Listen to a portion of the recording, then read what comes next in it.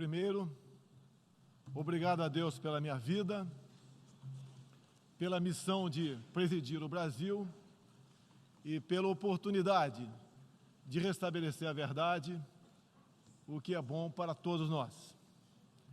Senhor Presidente da Assembleia Geral, Tirani Mohamed Bandi, Senhor Secretário-Geral da ONU, Antônio Guterres, chefes de Estado, de Governo e de Delegação, senhoras e senhores, apresento aos senhores um novo Brasil que ressurge depois de estar à beira do socialismo. Um Brasil que está sendo reconstruído a partir dos anseios e dos ideais de seu povo. No meu governo, o Brasil vem trabalhando para reconquistar a confiança do mundo, diminuindo o desemprego, a violência e o risco para os negócios, por meio da desburocratização, da desregulamentação e, em especial, pelo exemplo. Meu país esteve muito próximo do socialismo, o que nos colocou numa situação de corrupção generalizada, grave recessão econômica, altas taxas de criminalidade e de ataques ininterruptos aos valores familiares e religiosos que formam nossas tradições. Em 2013, um acordo entre o governo petista e a ditadura cubana trouxe ao Brasil 10 mil médicos sem nenhuma comprovação profissional. Foram impedidos de trazer cônjuges e filhos. Tiveram 75% de seus salários confiscados pelo regime e foram impedidos de usufruir de direitos fundamentais como o de ir e vir. Um verdadeiro trabalho escravo, acreditem. Respaldado por entidades de direitos humanos do Brasil e da ONU.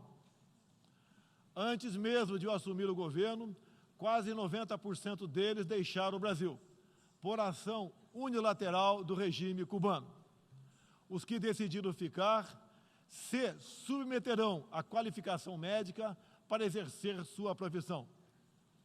Deste modo, nosso país deixou de contribuir com a ditadura cubana, não mais enviando para Havana 300 milhões de dólares todos os anos. A história nos mostra que já nos anos 60, agentes cubanos foram enviados a diversos países para colaborar com a implementação de ditaduras. Há poucas décadas, tentaram mudar o regime brasileiro e de outros países da América Latina.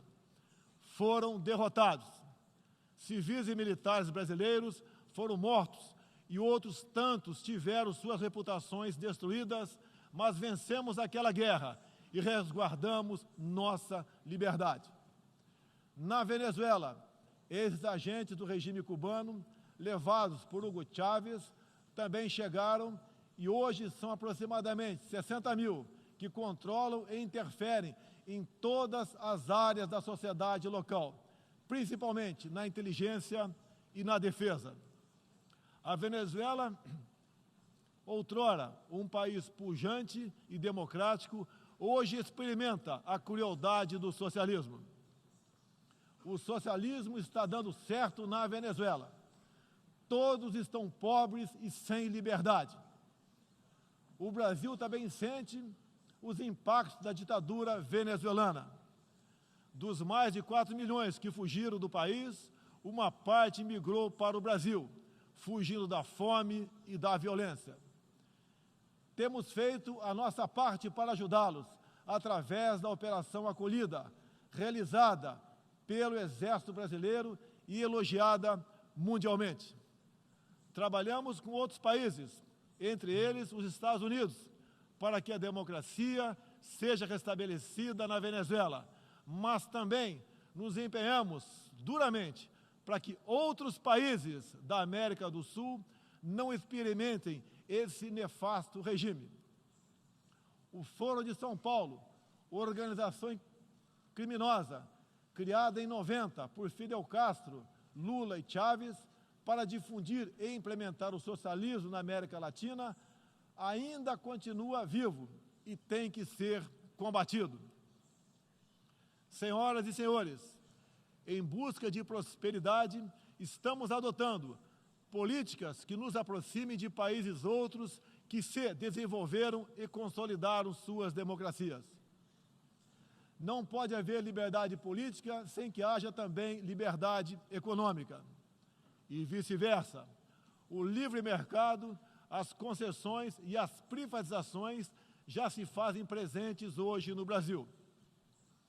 A economia está reagindo ao romper vícios e amarras de quase 2 décadas de irresponsabilidade fiscal, aparelhamento do Estado e corrupção generalizada. A abertura, a gestão competente e os ganhos de produtividade são objetivos imediatos do nosso governo. Estamos abrindo a economia e nos integrando às cadeias globais de valor. Em apenas 8 meses, concluímos os 2 maiores acordos comerciais da história do país, aqueles firmados entre o Mercosul e a União Europeia, e entre o Mercosul e a Área Europeia de Livre Comércio, o EFTA. Pretendemos seguir adiante com vários outros acordos nos próximos meses. Estamos prontos também para iniciar nosso processo de adesão à Organização para a Cooperação de Desenvolvimento Econômico, OCDE. Já estamos adiantados, adotando as práticas mundiais mais elevadas em todos os terrenos, desde a regulação financeira até a proteção ambiental. Senhorita Isani Calapalo, indígena aqui presente do Brasil, agora vamos falar de Amazônia. Em primeiro lugar, meu governo tem o compromisso solene com a preservação do meio ambiente e do desenvolvimento sustentável em benefício do Brasil e do mundo. O Brasil é um dos países mais ricos em biodiversidade e riquezas minerais. Nossa Amazônia é maior que toda a Europa Ocidental e permanece praticamente intocada. Prova de que somos um dos países que mais protege o meio ambiente. Nessa época do ano, o clima seco e os ventos favorecem queimadas espontâneas e também as criminosas.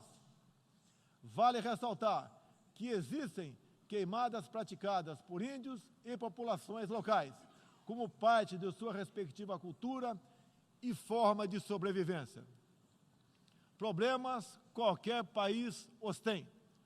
Contudo, os ataques sensacionalistas que sofremos por grande parte da mídia internacional, devido aos focos de incêndio na Amazônia, despertaram nosso sentimento patriótico. É uma falácia dizer que a Amazônia é patrimônio da humanidade e um equívoco, como atestam os cientistas, afirmar que a Amazônia, a nossa floresta, é o pulmão do mundo.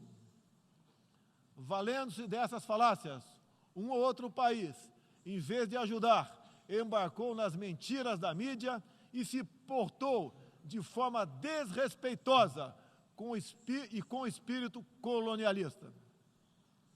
Questionaram aquilo que nos é mais sagrado, a nossa soberania. Um deles, por ocasião do encontro do G7, ousou sugerir aplicar sanções ao Brasil sem sequer nos ouvir. Agradeço àqueles que não aceitaram levar adiante essa absurda proposta. Em especial, o presidente Donald Trump, que bem sintetizou o espírito que deve reinar entre os países da ONU: respeito à liberdade e à soberania de cada um de nós.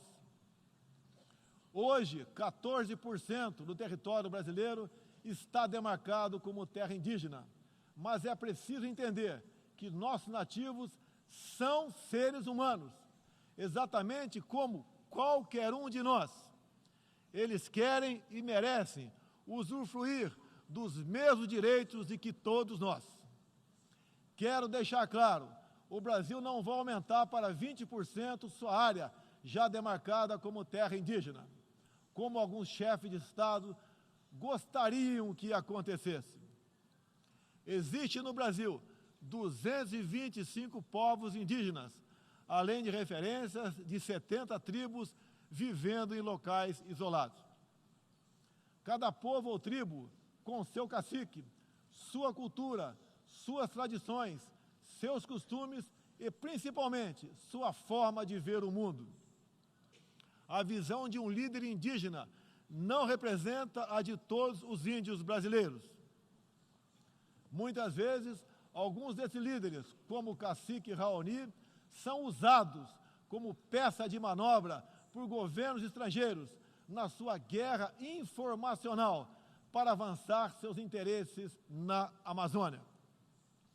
Infelizmente, algumas pessoas de dentro e de fora do Brasil, apoiadas por ONGs, teimam em tratar e manter nossos índios como verdadeiros homens das cavernas. O Brasil agora tem um presidente que se preocupa com aqueles que lá estavam antes da chegada dos portugueses em 1500. O índio não quer ser latifundiário, pobre em cima de terra rica, especialmente das terras mais ricas do mundo. É o caso das reservas Yanomami e Raposa Serra do Sol. Nessas reservas existe grande abundância de ouro, diamante, urânio, nióbio e terras raras, entre outros. E esses territórios são enormes. A reserva Yanomami, sozinha, conta com aproximadamente 95 mil quilômetros quadrados, o equivalente ao tamanho de Portugal ou da Hungria, embora apenas 15 mil índios vivam nessa área.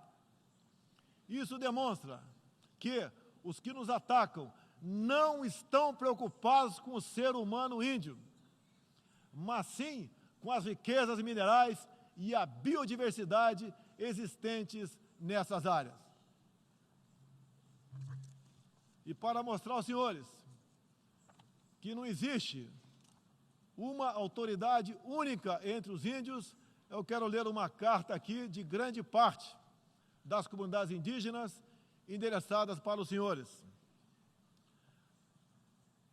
O grupo de agricultores indígenas do Brasil, formado por diversas etnias e com representantes por todas as unidades da federação, que habitam uma área de mais de 30 milhões de hectares do território brasileiro, vem respeitosamente perante a sociedade brasileira endossar apoio total e restrito à indígena Isani Calapalo, aqui presente, do Parque Indígena do Xingu, Mato Grosso, que a mesma possa, na Assembleia das Nações Unidas, em Nova York, Estados Unidos, externar toda a realidade vivida pelos povos indígenas do Brasil, bem como trazer à tona o atual quadro de mentiras propagado pela mídia nacional e internacional, que insistem em fazer dos povos indígenas do Brasil uma reserva de mercado sem fim, atendendo interesses estrangeiros de países que ainda enxergam no Brasil uma colônia, sem regras e sem soberania. O Brasil possui 14% do seu território nacional regularizado como terras indígenas, e muitas comunidades estão sedentas para que o desenvolvimento dessa parte do Brasil finalmente ocorra sem amarras ideológicas ou burocráticas. Isso facilitará o alcance de uma maior qualidade de vida nas áreas do empreendedorismo, saúde e educação. Uma nova política indigenista no Brasil é necessária. O tempo urge. Medidas arrojadas podem e devem ser incentivadas na busca pela autonomia econômica dos indígenas. Certamente que, se um conjunto de decisões vier nesse sentido, poderemos vislumbrar um novo modelo para a questão indígena brasileira. Um novo tempo para as comunidades indígenas é fundamental. A situação de extrema pobreza em que se encontram, sobrevivendo tão somente do Bolsa Família e de cestas básicas, nunca representou dignidade e desenvolvimento. O ambientalismo radical e o indigenismo ultrapassado e fora de sintonia com o que querem os povos indígenas representam o atraso, a marginalização e a completa ausência de cidadania. A realidade ora posta impõe que o mundo, na arena da Assembleia das Nações Unidas, possa conhecer nossos desejos e aspirações na voz da indígena Izani Kalapalo, que transmitirá o real quadro do meio ambiente e das comunidades indígenas brasileiras. Portanto, Izani Kalapalo goza de confiança e do prestígio da liderança indígena interessada em desenvolvimento, empoderamento e protagonismo, estando apta para representar as etnias relacionadas anexas, que são 52. Acabou o monopólio do senhor Raoni. A Organização das Nações Unidas teve papel fundamental na superação do colonialismo e não pode aceitar que essa mentalidade regresse a estas salas e corredores sob qualquer pretexto. Não podemos esquecer que o mundo necessita ser alimentado.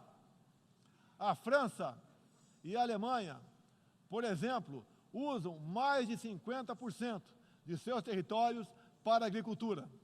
Já o Brasil usa apenas 8% de terras para a produção de alimentos. 61% do nosso território é preservado. Nossa política é de tolerância zero para com a criminalidade, aí incluídos os crimes ambientais. Quero reafirmar minha posição de que qualquer iniciativa de ajuda ou apoio à preservação da floresta amazônica ou de outros biomas deve ser tratado em pleno respeito à soberania brasileira. Também rechaçamos as tentativas de instrumentalizar a questão ambiental ou a política indigenista em prol de interesses políticos e econômicos externos, em especial os disfarçados de boas intenções.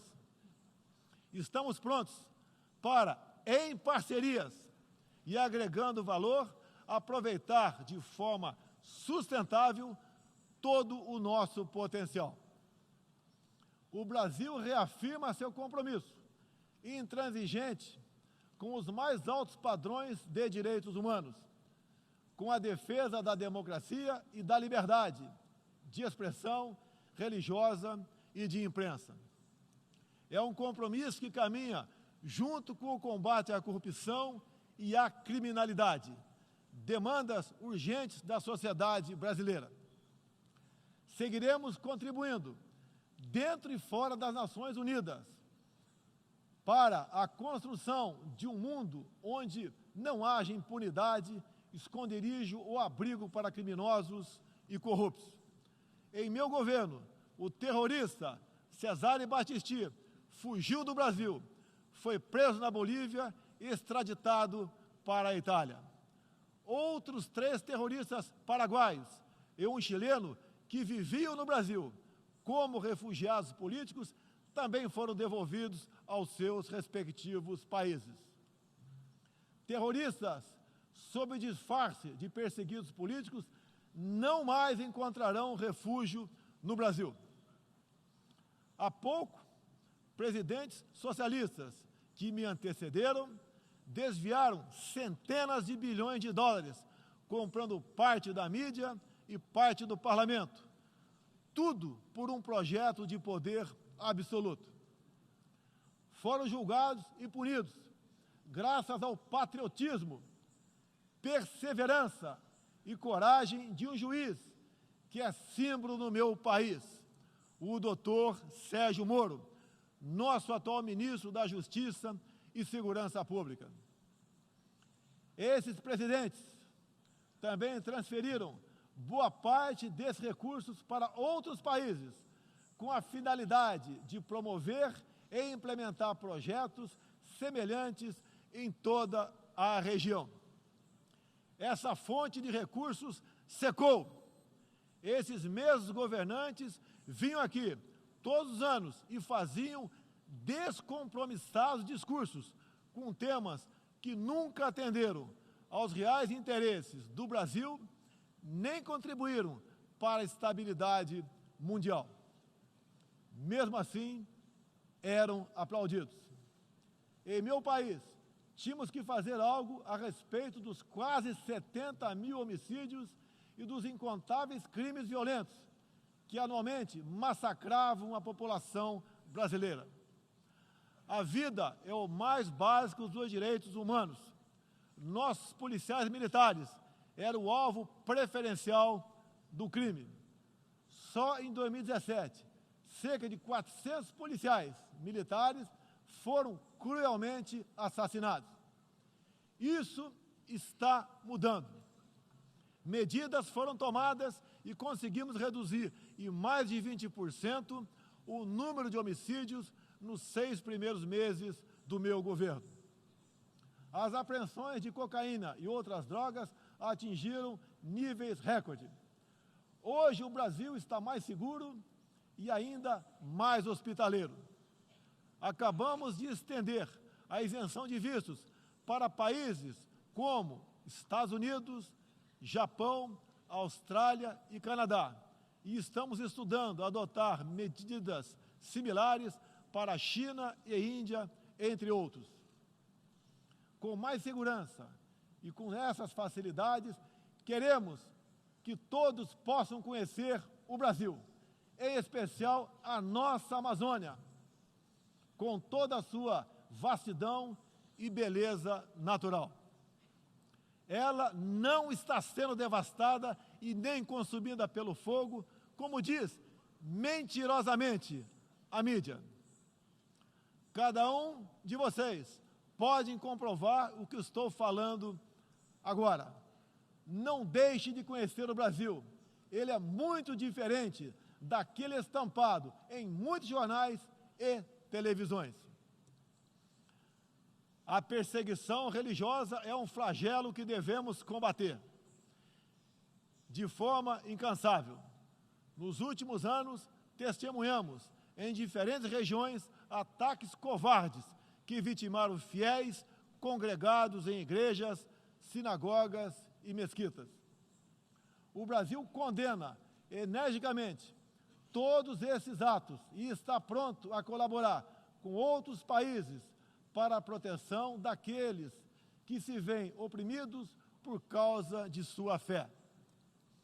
Preocupam o povo brasileiro, em particular, a crescente perseguição, a discriminação e a violência contra missionários e minorias religiosas em diferentes regiões do mundo. Por isso, apoiamos a criação do Dia Internacional em memória das vítimas de atos de violência baseados em religião ou crença. Nessa data, recordaremos anualmente aqueles que sofrem as consequências nefastas da perseguição religiosa. É inadmissível que, em pleno século XXI, com tantos instrumentos, tratados e organismos com a finalidade de resguardar direitos de todo tipo e de toda sorte, ainda haja milhões de cristãos e pessoas de outras religiões que perdem sua vida ou sua liberdade em razão de sua fé. A devoção do Brasil à causa da paz se comprova pelo sólido histórico de contribuições para as missões da ONU. Há 70 anos, o Brasil tem dado contribuição efetiva para as operações de manutenção da paz das Nações Unidas. Apoiamos todos os esforços para que essas missões se tornem mais efetivas e tragam benefícios reais e concretos para os países que as recebem. Nas circunstâncias mais variadas, no Haiti, no Líbano, na República Democrática do Congo, os contingentes brasileiros são reconhecidos pela qualidade de seu trabalho e pelo respeito à população, aos direitos humanos e aos princípios que norteiam as operações de manutenção de paz. Reafirmo nossa disposição de manter contribuição concreta às missões da ONU, inclusive no que diz respeito ao treinamento e à capacitação de tropas, área em que temos reconhecida experiência.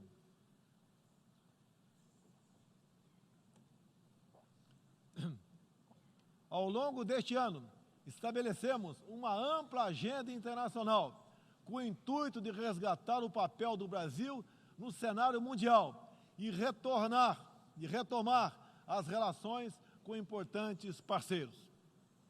Em janeiro, estivemos em Davos, onde apresentamos nosso ambicioso programa de reformas para investidores de todo o mundo. Em março, visitamos Washington, onde lançamos uma parceria abrangente e ousada com o governo dos Estados Unidos em todas as áreas, com destaque para a coordenação política e para a cooperação econômica e militar. Ainda em março, estivemos no Chile, onde foi lançado o ProSul, importante iniciativa para garantir que a América do Sul se consolide como um espaço de democracia e de liberdade. Na sequência, visitamos Israel, onde identificamos inúmeras oportunidades de cooperação, em especial na área de tecnologia e segurança. Agradeço a Israel o apoio no combate aos recentes desastres ocorridos em meu país. Visitamos também um de nossos grandes parceiros no Cone Sul, a Argentina, com o presidente Maurício Macri e nossos sócios do Uruguai e do Paraguai, afastamos do Mercosul a ideologia e conquistamos importantes vitórias comerciais, ao concluir negociações que já se arrastavam por décadas. Ainda este ano, visitaremos importantes parceiros asiáticos, tanto no Extremo Oriente quanto no Oriente Médio. Essas visitas reforçarão a amizade e o aprofundamento das relações com Japão, China, Arábia Saudita, Emirados Árabes e Catar. Pretendemos seguir o mesmo caminho com todo o mundo árabe e a Ásia. Também estamos ansiosos para visitar nossos parceiros e amigos na África, na Oceania e na Europa. Como os senhores podem ver, o Brasil é um país aberto ao mundo em busca de parcerias com todos os que tenham interesse de trabalhar pela prosperidade, pela paz e pela liberdade. Senhoras e senhores, o Brasil que represento é um país que está se reerguendo, revigorando parcerias e reconquistando sua confiança política e econômica. Estamos preparados para assumir as responsabilidades que nos cabem no sistema internacional. Durante as últimas décadas, nos deixamos seduzir, sem perceber, por sistemas ideológicos de pensamento que não buscavam a verdade, mas o poder absoluto. A ideologia se instalou no terreno da cultura, da educação e da mídia, dominando meios de comunicação, universidades e escolas. A ideologia invadiu nossos lares para investir contra a célula máter de qualquer sociedade saudável, a família. Tento ainda destruir a inocência de nossas crianças, pervertendo até mesmo identidade mais básica e elementar, a biológica. O politicamente correto passou a dominar o debate público para expulsar a racionalidade e substituí-la pela manipulação, pela repetição de clichês e pelas palavras de ordem. A ideologia invadiu a própria alma humana, para dela expulsar Deus e a dignidade com que Ele nos revestiu. E, com esses métodos, essa ideologia sempre deixou um rastro de morte, ignorância e miséria por onde passou. Sou prova viva disso. Fui covardemente esfaqueado por um militante de esquerda e só sobrevivi por um milagre de Deus. Mais uma vez, agradeço a Deus pela minha vida. A ONU pode ajudar a derrotar o ambiente materialista e ideológico que compromete alguns princípios básicos da dignidade humana. Essa organização foi criada para promover a paz entre nações soberanas e o progresso social com liberdade, conforme o preâmbulo de sua carta. nas questões do clima, da democracia, dos direitos humanos, da igualdade de direitos e deveres entre homens e mulheres, e em tantas outras, tudo o que precisamos é isso: contemplar a verdade seguindo João 8,32. E conhecereis a verdade, e a verdade vos libertará. Todos os nossos instrumentos, nacionais e internacionais, devem estar direcionados, em última instância, para esse objetivo. Não estamos aqui para apagar nacionalidades e soberanias, em nome de um interesse global abstrato.